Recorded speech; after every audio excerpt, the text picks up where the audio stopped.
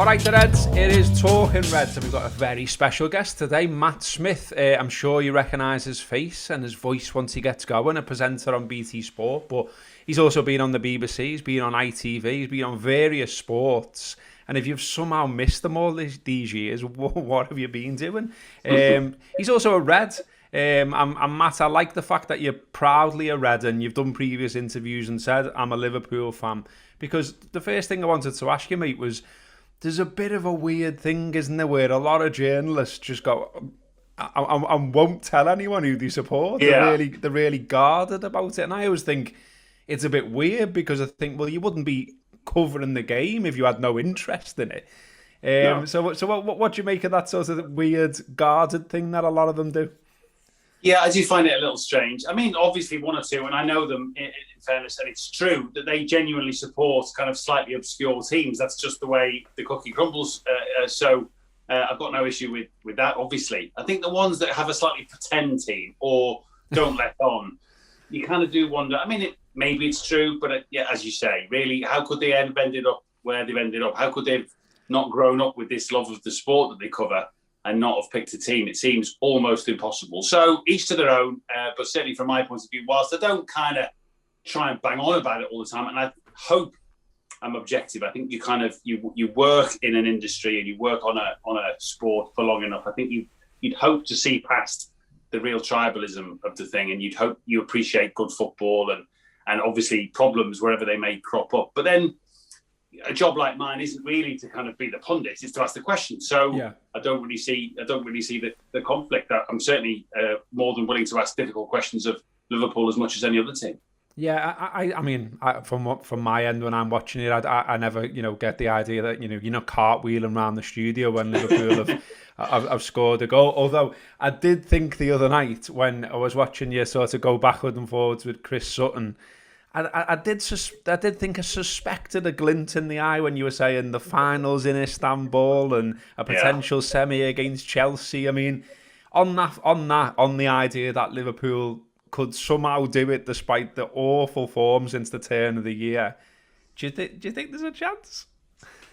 There's a chance. There's not as big as a chance as I thought there was about 2 or 3 months ago, and certainly not as big a chance as I thought at the start of the season before all the injuries and bad luck came Liverpool's way. But listen, they're in a quarter-final. I think they've got a pretty kindly draw as far as you're going to get a quarter-final and semi-final draw that gives you a chance. They're fragile, aren't they, at the moment, Liverpool? They feel like their ducks have to be completely in a row to win a game against almost anybody, to be honest. But I don't personally think of the 3 teams they would potentially have to play, obviously Real Madrid and then either Porto or more likely Chelsea. I don't think it's impossible to see a route to Istanbul once again. I'm not saying it'd be easy, and I'm not saying the favourite. Certainly not. I wouldn't make them favourites in a semi-final against Chelsea. I'd make it a toss of the coin in the quarters, potentially over 2 legs against Real Madrid. But there's a chance, and that's all you could ask really in this really weird season. Yeah, I think so. I think if there's some kind of hope for us still to cling to, then that's quite nice to keep it going as long as it can. And you mentioned Madrid, and you talked about this on the coverage on BT Sport, but they're not quite what they were, are they? I know they're still sort of up there-ish in La Liga, but it's a bit of an aging squad now, isn't it? And there's a bit of a sense that you can get at them. Yes, I think so. I think their pivotal players are the same players that were propping up that team to such glory a few years ago. Obviously, no Ronaldo now, and the side was probably broadly built around him. But the other key members of that team, from Ramos through Modric and Kroos and Casemiro to Benzema up front, that spine of the team is still there. Varane as well, I guess you put in that category. So I think those players are still instrumental. The ones that were brought in to build a new Madrid haven't really flourished yet. Obviously, Eden Hazard's had an absolutely horrendous time, both through injuries, lack of form. He's just never found... I don't think he's played more than 4 or 5 games in a row. I think he's had something like 13 different injuries now. I mean, that's just horrendous luck, isn't it, for any player? And obviously, he cost a fortune. He was supposed to be the new wonderkin. Obviously, they've lost Ronaldo and Bale from the team that was. So the one that worries me when they play against Liverpool over 2 legs is Benzema, because he's blossomed post-Ronaldo. He's always been a class act. I think he's got 70 Champions League goals now and counting. And he will lick his lips at the thought of playing against what is still a bit of an untried and makeshift central defence for Liverpool. So someone like Fabinho's going to have a massive job on his hands if he's the screener for the two at the back. Yeah, absolutely. I think that was all very fair. Although I'm sure Nat Phillips is licking his lips about the idea that he could play against some of these players because, sure. Of course, he did. It's all a bit of a dream for him. I mean, my thing, and I'm doing the Liverpool fan thing here, but I think back to 2005 and I think of the likes of Traore playing a part in us winning that, in Biscan, being great against Juventus in particular and things like that. And I just think you never know.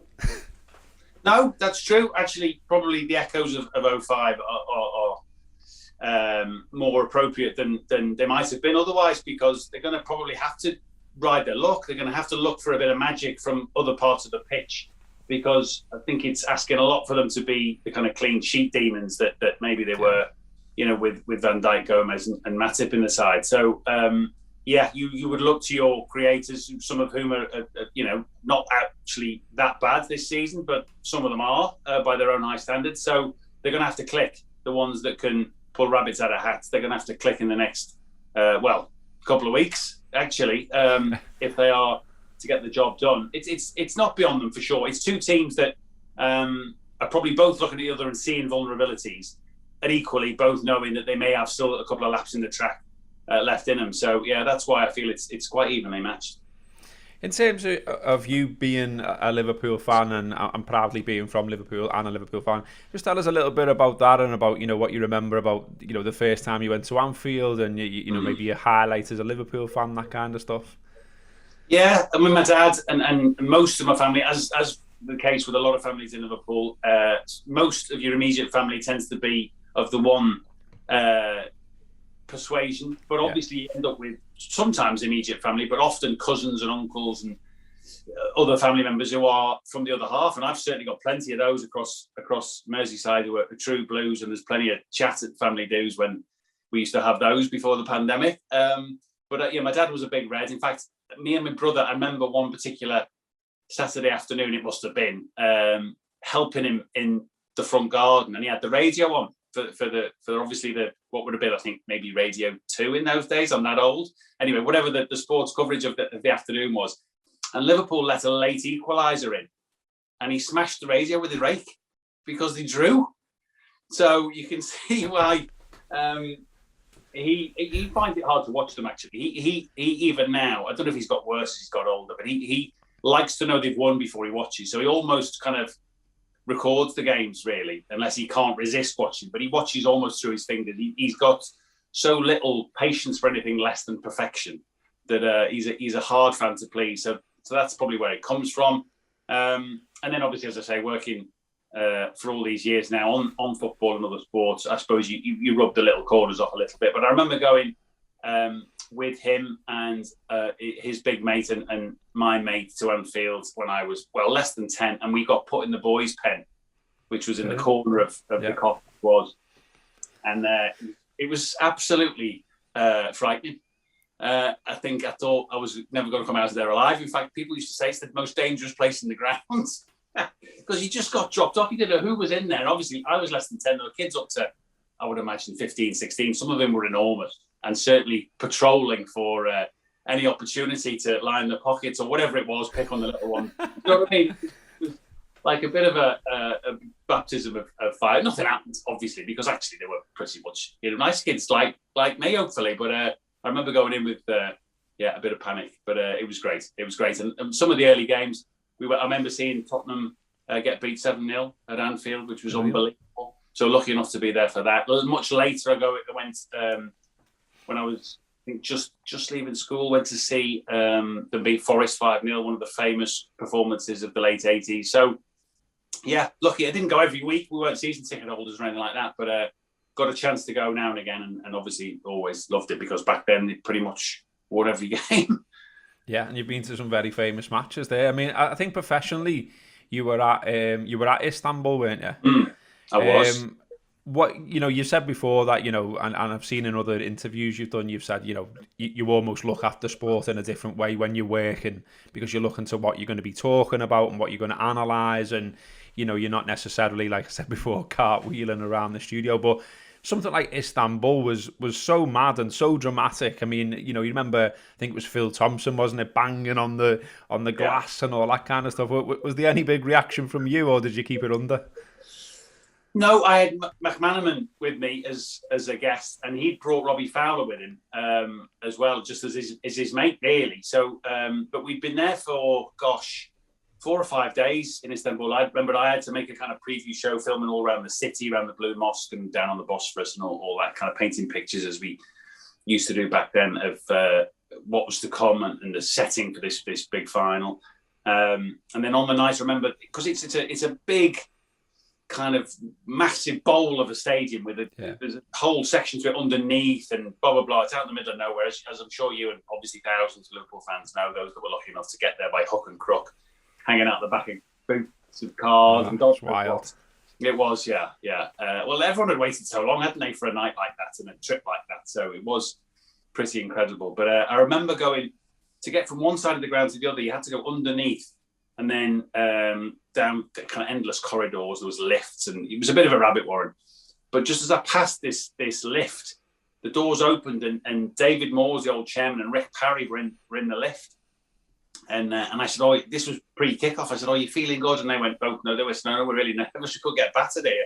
And how prophetic, because about half an hour or 40 minutes later, they were getting battered, weren't they? So it didn't feel like much of a historic a night in a good sense for certainly the first half of that night. I mean, Milan were a tremendous team, absolutely. When you look back, they were brilliant in every position. Absolutely, everywhere you looked, there was class, and Liverpool were well short of that, well short. So to have come out somehow winning that game is still a bit of a head scratcher to all of us, I think. Yeah, it was unbelievable. I mean, I sat underneath the stand with my mates at half time, and it was head in hand stuff. And we were looking at, famously, obviously, a few people left and things like that. But thankfully, we stuck around. And then, the rest of it, we all know what happened. And it was fantastic. We're reminiscing a bit here. So I'll bring it back to the modern day. I've had a little bit of a scout round to see what's being said in Liverpool world today. Not loads out there. Robertson sort of done a little piece there on Sky talking about, there's still a chance to get something out of the season and things like that, saying the stuff you'd expect them to. I think the one that's got Reds talking today, though, is Steven Gerrard talking about Trent Alexander-Arnold. Obviously, bit of a surprise omission from the England squad. Lots of Reds saying, well, I'm not arsed anyway. At least he still gets to play for Liverpool and he gets a rest. But interestingly, from Gerrard, obviously he was involved a little bit in Trent's development. Trent always said he looked up to Steven and all that kind of stuff. And he's done an interview with The Athletic, and in that he says, one thing's for sure, I'll always be there for Trent. It goes without saying, any second of the day. I wouldn't make the first move. He's a man himself. He knows where he's at. Then he says, Gareth Southgate makes the decisions at England. I don't necessarily agree with that decision, but I'm not England manager. I think Trent is the best English right back in the country. And one thing I've learned from being a player is you can't always be 10 out of 10. When you do come off, you need that support, love and attention from your manager more than anyone else. So I was surprised by the decision, but that's my opinion, and my opinion is not important in this. He says Trent is a world-class right-back. He's the best right-back in the country. We've got other fantastic right-backs, by the way. But in terms of the loaded side of the question, I'm there for Trent and any of the other Liverpool players at any moment of the day. Hard not to love all of that. I mean, Stephen's obviously constantly asked about Liverpool links. He's done what he's done at Rangers, and everyone's sort of shooing him in already to be the man that could potentially replace Klopp. But to hear him say, "Oh, that's fantastic, isn't it?" And I don't think, like I say, there's a big discussion about it, but I don't think Stephen needs to hide his love for Liverpool or anything like that. Surely Rangers fans would accept that as well. Oh, no, I don't think so. I don't think he has to hide it. I've been actually lucky enough to be not up close, but around the last couple of games for Rangers. On Thursday night, I was actually covering Tottenham, which was quite a night in itself, with them finding a way to get knocked out. And then I did the highlight show just after, which obviously included all that had gone on at Ibrox, and it was distressing night, really, I think. And he handled it, I thought, a pretty difficult time, really, really brilliantly. Yeah. And I think it's the mark of, I mean, he's always been a kind of stand tall kind of fella, hasn't he? But I think he's always found it easier to play than to talk, but he's growing into the role of the kind of public figure that a manager becomes, even more than a player. A player, I think, their kind of public persona is more controlled. You know, they can decide when and when not to do interviews, and they can hide a little bit, and they can let the boots do the talking, some of the time at least. But I think managers obviously are on show all the time, and he's an increasingly impressive deliverer of the message that he's trying to get across, whether as Rangers manager. In this case, he's talking about, obviously, Liverpool players. And you can't help but think, wouldn't that sound and look great in a few years' time when we're all expecting him to get his opportunity at Anfield? So I think he's growing towards that. I don't think it's anytime soon, because we've got an absolutely brilliant manager right now, and hopefully he's sticking around for a few more years yet. And even then, it'll be a question of timing being right. But on the Trent one, I echo pretty much what he says. From a journalistic point of view, I think as a football watcher, he ticks so many boxes for me, Trent, that it's hard to imagine an England squad doesn't need him. Now, we don't know what Gareth has said to him. Gareth, obviously, someone I work with quite a lot at ITV as well, so I know him pretty well, and he's pretty fair, Gareth. He won't be picking battles here. He won't be trying to be petty. He's thinking on this occasion he's got 3 other right backs, and heaven knows there's so many right backs in English football at the moment. The likes of Wan-Bissaka and Tariq Lamptey don't get near it. So I still would think Trent is one of the best 2 or 3, if not the best one. But that's Gareth's prerogative to decide for this squad that he sees the other 3 as more in need or deserving of a shot. It might be that he thinks this might galvanise Trent in some way. That would be Gareth's prerogative to think that. But I personally would always think he's good enough to be in any England squad. Yeah, you would have thought so. I mean, it's a hard one to judge from the pure Liverpool perspective on whether it's beneficial because he gets a break, if you like, and he's played an awful lot of football, or, you know, psychologically it's a bit of a downer for him because, you know, I think some Liverpool fans certainly aren't bothered whatsoever about England and what they do. Yeah. But I think if you're a player, it's obviously a different story, isn't it? I always think of it like when I talk about it with my mates, I say, okay, I know you've got no time for England. I haven't particularly. But I think if you're playing the sport, it's representing your country at a sport. They're not thinking about it in the political way, perhaps, that we do and things like that. No, definitely not. And obviously he's not the first, and hopefully he won't be the last to end up with far fewer international caps than he might otherwise have thought. I mean, gosh, there's been a number of Liverpool players down the years, haven't there, that have been on the fringes of England teams, and you look back and think, how did that happen? But sometimes it's just the way it falls. It isn't necessarily fair or something you agree with. It's just the way it goes, really. I think, I'm sure he'll benefit from a bit of downtime. And I think he would be the first to say, whilst I don't think he's had a poor season, he's not shone as brightly as in the last couple of years, and there's probably good reasons for that. With other players around him not being such fixtures in the side, he's had to work at other parts of his game and probably been exposed a bit more than he previously would have been. And I think he's allowed, I think the manager, although he barks at him a lot, if anyone who's ever been to a Liverpool game, the clock gets on to Trent back a lot. But he'll know that he can take that. But he's given licence, isn't he, to go so much further forward than a lot of fullbacks. And consequently, he's always going to run the risk of being caught going the other way. And it probably isn't the top of his list of many assets that he's a kind of one-on-one penalty box defender. He isn't a Wan-Bissaka. That's not what he brings to the party. And it is interesting, the whole thing about whether he could end up somewhere else on the pitch.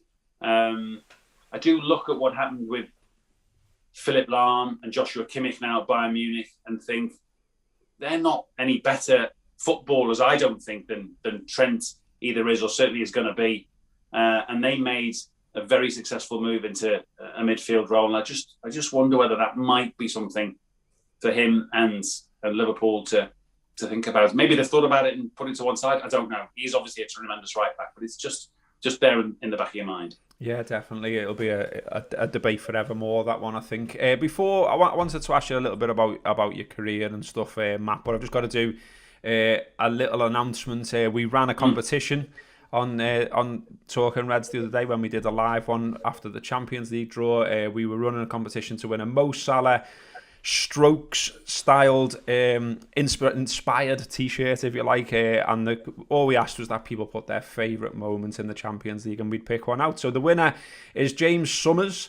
His favourite moment in the Champions League is watching the Reds trounce Barcelona 4-0 from the main stand with 4 generations of his family, which is fantastic. So yeah, that's a good one from James Summers there. Wear the t-shirt with pride, mate, and thanks for entering the competition. Matt, on your career and your style and everything else, I thought first of all it'd be interesting to ask you about, when I watch it on BT Sport and ITV before that and everything else, I've always enjoyed that you've got you get a lot of puns in there, even, and maybe a little bit of poetry in there at times. There's a bit of humour to your presenting, which I really enjoy, and I just wondered, talk us through about your prep for a programme. So that the Champions League programme the other night, what would you be doing in the lead up to that? So I suppose the preparation for any programme is somewhat ongoing, because, like, I suppose all fans, let alone those of us that are lucky enough to work on the football, we kind of digest information and opinion and obviously games and all that goes with it daily, don't we? There's an inexhaustible, insatiable appetite, really, amongst all of us for all of it. So I never stop kind of topping up everything that's going on. I can't leave it alone, and nor should I. Obviously, I'm supposed to do that. And then for the specifics of a programme, obviously you'll have a chat with the producer who's putting that programme together. So there's obviously a person, a man or woman behind the scenes who will lead the production team, and they will put the nuts and the bolts of the programme together. It's their decisions as to what goes where and how long to spend on each discussion point and so on. And then, so you're obviously in conjunction with them working out the finer points of that. They're asking for your input, because ultimately you're the one that's delivering that with the guests on shows. And then they will send you quite often either just what you call a running order with no words in it, or sometimes with the kind of building blocks of a script, which you then either polish up or obviously write from scratch. So some programs are more scripted than others. Like a highlight show is often relatively scripted because it's so tight for time. It has to be quite structured and quite carefully managed. Otherwise, you'll end up with not enough time at the end for some of the games or whatever. But others are much more loose. Like this, we just, we haven't particularly prepared anything. It's just a case of sit down and have a chat, really. You can have programs like that as well. Television is less able to deliver that kind of show often than radio and podcasts and online stuff like we're doing now. But it can do it. So that's the prep. And then obviously on the day, you'd be making sure you haven't missed any news lines. You're constantly looking and checking, as are other people on the programme, that you're up to date as you can be. Obviously, you watch games that lead into the ones you're going to cover, or at least highlights of those games involving teams around Europe for a Champions League show, trying to make sure you're aware of what's going on with some teams that you don't get to see every week. For instance, the Slavia Prague last week, or Dinamo Zagreb, as was the case with me and the coverage on Thursday night against Tottenham. So, you pick it up as you go along, and hopefully after doing it for a few years, you kind of get the hang of it, more or less. I think it's fair to say you have, mate. I was looking into some of the stuff you've covered as well, and there's loads of stuff there to be jealous of, so I'll run through it so everyone is jealous. Obviously, World Cups, European Championships, FA Cup finals, Champions League finals, Europa League finals, England internationals, European qualifiers, international friendlies, African Cup of Nations, IPL cricket, snooker, darts. There's loads there, and it sounds absolutely fantastic. When you think back quickly now, I know I'm putting you on the spot, so apologies, but what jumps out as really brilliant moments that you've absolutely loved? I mean, you're right. It has been a very lucky run in terms of the privileges I've had, in terms of the places and the events that I've covered. Obviously, we've talked about Istanbul in 2005. When you look back, was an incredible journey. Not just the final, but all the games that ran into that, because I think we covered, if not all of them, certainly most of them on the way. I went to an Olympics when I was still pretty young, and it was at the BBC. Went to Sydney for the Olympics in 2000. Even before that, one of the things that really has stayed with me. And actually it was before I worked in sports. I worked in news back then, and I went to a big conference in Switzerland. And it was at the time of the power sharing agreement in South Africa between then President de Klerk and Nelson Mandela, who'd only been out of prison for a year. And I got to interview Mandela for only about 10 minutes. Amazing.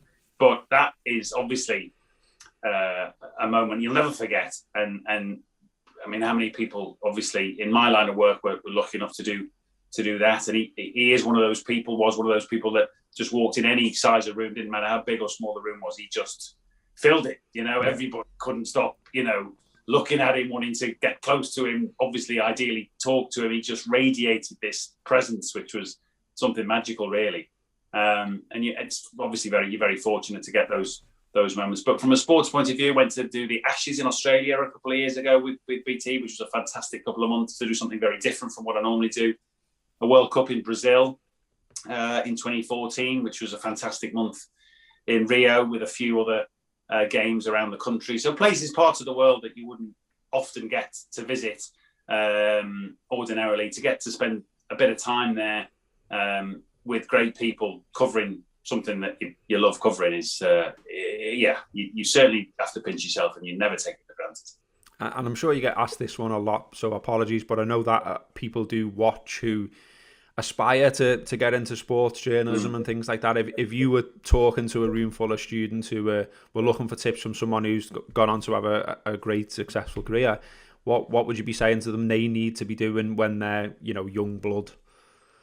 Yeah, I mean, obviously it's a changing world, a changing industry, and it's obviously particularly weird and difficult circumstances at the moment. But I think some of the things that I would ordinarily advise would always hold true. I think you need a lot of persistence when you're starting out, because it is the first step that's often the hardest, just to get a toe into what is a competitive and sometimes it feels like a bit of a closed shop of an industry to get into, but it's not. You just got to keep chipping away and keep rolling with the rejection letters. That I've been there. I think everybody that's probably worked in this business has had plenty of that to start with. It's hard to get that first look. Obviously, things like the Anfield Wrap and this and other creations in recent years have created more platforms, more opportunities for people to show what they can do. And I think that's fantastic. It's absolutely more democratic than ever the coverage has been before. And there's a lot to be said for that. But in terms of getting into the narrow part of the business that I work in, if you like, be persistent, be enthusiastic, don't turn your nose up at whatever you're asked to do, whether it's make a cup of tea, do a bit of research. It might seem trivial and beneath you, but it's all part of the learning curve. Just being and around the programs and the days that are really precious. Just pick up and glean and soak in what you can, because it'll come back to be useful to you at some point down the line, watching what other people do and thinking about how you might do it yourself. Practice as much as you can. I mean, the classic kind of, if you want to be a commentator, stand in front of the mirror or in front of the window, or watch it in front of the telly in your lounge with a hairbrush. I mean, it all helps. It really does, because it looks natural when good people do it, but it's not a natural skill. I don't think. I think some people obviously have a more of an ease with it than others, but it is a learned skill. This kind of looking like it's come easily to you. It hasn't. It's the product of a lot of hard work and patience and experience. So everybody gets nervous to start with. Everybody finds it a bit weird. Everybody finds it a bit discombobulating when you're first in front of a camera or a microphone. It's normal to kind of overcome those nerves and get better as you go. And then just be yourself. Be yourself is the most important thing, because I think if you try and put on an act, as obviously we know some TV personalities or whatever you want to call them do, then you've got to maintain that, or let the veil down at some point. So much easier, I think, and more sustainable to be who you are and hope that is going to work for you, that you're going to be a person that people see it's worth having around. So hence the enthusiasm and the persistence, but be who you are, and that should normally work out, I think. Yeah, wise words, mate. Last one for you. Is Ali McCoist the soundest fella in football? He's right up there for sure. Right up there. Yes, I've had many a good day and night with Coisty. I've been have to say. I mean, obviously, those that get to the higher echelons of professional football, they've got plenty of personality, because otherwise they wouldn't have made it in the first place. You get to realise, there's a few that are a bit off the wall, but mostly they are sound people, because they've had that in them, to get there. It's not just talent; it's personality as well.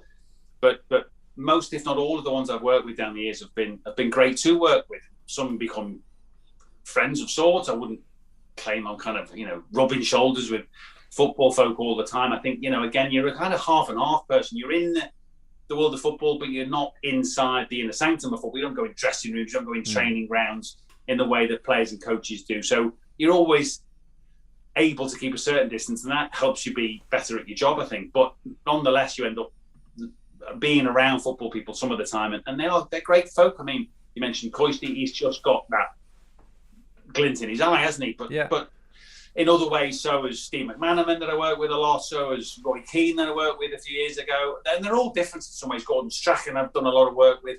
They're all different, but they're all ultimately good people who are just people. They've done extraordinary things, some of them, but they are still just normal people. And they some of them have the guard up initially, but then once they realise you're not there to take something off them or bleed them for some ulterior motive, but you're just trying to do a job like them, then they're just good people. Matt, thanks very much.